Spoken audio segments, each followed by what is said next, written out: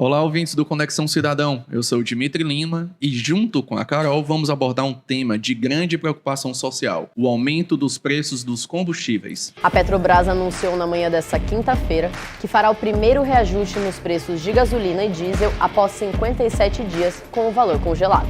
Depois de quase 2 meses, a Petrobras fará reajustes nos preços da gasolina e do diesel. 57 dias depois do último aumento, a Petrobras anuncia um reajuste. Para a gasolina, de 18%. Para o diesel, quase 25%. No decorrer da manhã, tinha fila por aqui também, porque o preço da gasolina, nesse local onde nós estamos, está de R$ 7,69. Muita gente que passou por aqui, conversou com a nossa equipe, disse: Alisson, tá complicado. Hora de conversar com Natália Pazzi. O governo prepara uma PEC para tentar reduzir o preço dos combustíveis, do gás e da energia elétrica. Como é que vai ser isso aí, Natália? Bom dia. Oi, Megali, bom dia para você, para Carla, e uma ótima sexta para todo mundo que está nos acompanhando. Exatamente, o governo federal já está debruçado aí, escrevendo, preparando o texto dessa proposta de emenda à Constituição, com o objetivo aí de reduzir esses impostos federais que incidem sobre os combustíveis, a energia elétrica e também o gás de cozinha.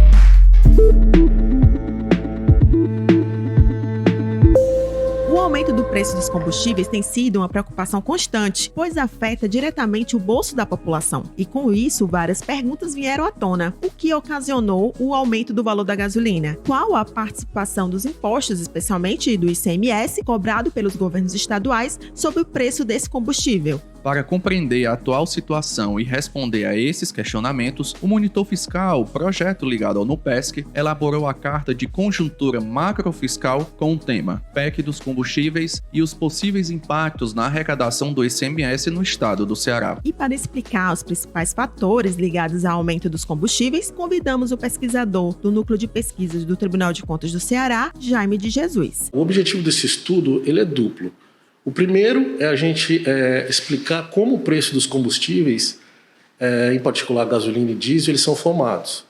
E o segundo é a gente calcular o impacto fiscal para o estado do Ceará da PEC dos combustíveis. De acordo com a Carta de Conjuntura, o preço final da gasolina e do diesel é formado por 5 elementos. Vou começar aqui falando de 3 deles: o ICMS, cobrado pelos governos estaduais, os tributos federais, ou seja, PIS, PASEP, COFINS e ACID, e o valor do etanol e do biodiesel, componentes da gasolina e do diesel, respectivamente. Os outros 2 componentes são a parcela do preço final, definido pela Petrobras, que é o preço de realização dos combustíveis derivado do petróleo, e a margem de lucro de distribuição e revenda, que seria a participação das distribuidoras e dos postos de gasolina. No final de 2021, o preço do litro de gasolina comum estava em torno de R$ 6,67. Desse total, 37% era de tributos, sendo 26% de cobrança de ICMS. O estudo do Monitor Fiscal verificou o comportamento de cada um desses 5 elementos ao longo do ano passado. E o resultado é que a participação da Petrobras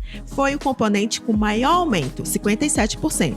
Em seguida, aparece o valor do etanol anidro, que é adicionado à gasolina, que aumentou 53%. A margem bruta de distribuição e revenda cresceu 44%, destacando que somente em novembro e dezembro do ano passado, o aumento foi de 24 pontos percentuais. E como foi o comportamento dos impostos, Carol? Dimitri, também houve variação do ICMS, só que menor em relação aos outros elementos, de 38%.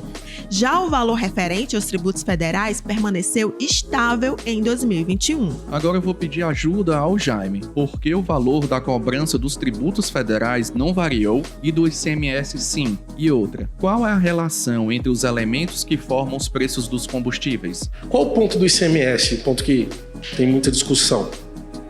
É que o ICMS é o imposto ad valorem. Ele incide sobre o preço final na bomba da gasolina ou do diesel. Tá?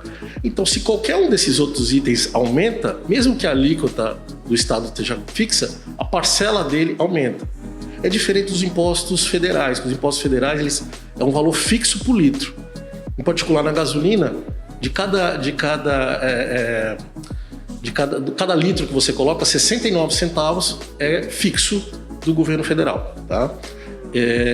No diesel é 33 centavos. É importante explicar aqui a vocês que surgiram algumas propostas para conter a alta dos preços dos combustíveis, e a grande maioria delas envolve mudanças na tributação. Um exemplo dessas propostas é por meio de alteração na Constituição Federal do país. É o caso da proposta de emenda à Constituição, ou PEC dos combustíveis. Com o texto apresentado pelo deputado federal Cristino Áureo, a PEC dos combustíveis autoriza estados e municípios a reduzir em total ou de forma parcial as alíquotas de tributos de suas competências em 2022 e 2023, sem necessidade de compensação fiscal, como é exigido hoje pela Lei de Responsabilidade Fiscal. Compensação fiscal é quando o governo, ao reduzir a entrada de recursos, verifica o impacto dessa medida no orçamento e a possibilidade de entrada de outros valores para equilibrar as contas. Uma pergunta importante: qual seria o impacto sobre as receitas do estado do Ceará, sabendo que a arrecadação do ICMS é uma das principais fontes de recursos do orçamento estadual? Pensando justamente nisso, o monitor fiscal fez simulações para verificar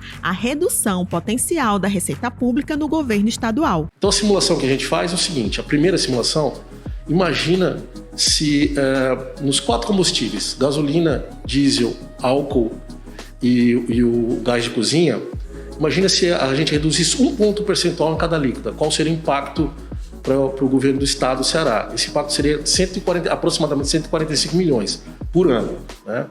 O segundo impacto a segunda simulação que a gente faz é, se a gente olhar as alíquotas entre os estados brasileiros, elas variam de 23% até 34%. 23% é o estado do Mato Grosso e 34% é o estado do Rio de Janeiro. No Ceará, a alíquota sobre a gasolina é 29%. Bom, imagina que a gente reduzisse essas alíquotas dos combustíveis para o menor valor que a gente observa. Qual seria o impacto para o governo do estado? Nesse caso, seria uma perda de arrecadação potencial de mais ou menos 900 milhões de reais. Carol, o tema envolvendo o preço dos combustíveis é tão importante que já temos novidades para passar aqui. No dia 11 de março, foi sancionada uma nova lei que altera a cobrança do ICMS sobre os combustíveis.